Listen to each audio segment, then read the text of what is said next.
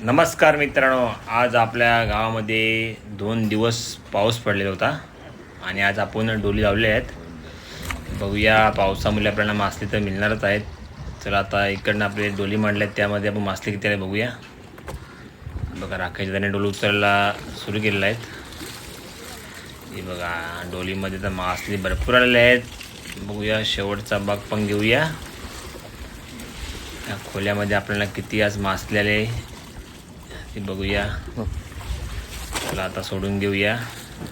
हे बघा, आपल्याला किती आज मासले आहे बघा.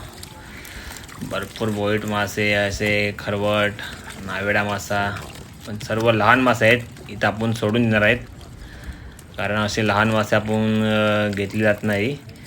आणि सर्वात विषारी मासा वडा मासा आहेत. हे बघा, याचे पण समुद्रात सोडून दिले आहेत. याच्यामधलं आता आपण जेवणासाठी फक्त मासले घेऊया थोडेफार. हे बघा, बोईट मासे थोडेफार घेतले आहेत जेवणासाठी. हे बघा, पावसामुळे आपल्याला बरेच लहान मासे पडलेले आहेत आणि हे मासे आपण आता पूर्ण सोडून देऊया समुद्रामध्ये. जर तुम्हाला असे मासे भेटत तर तुम्ही नक्की सोडून द्या. आणि व्हिडिओ आवडला असेल तर नक्की लाईक करा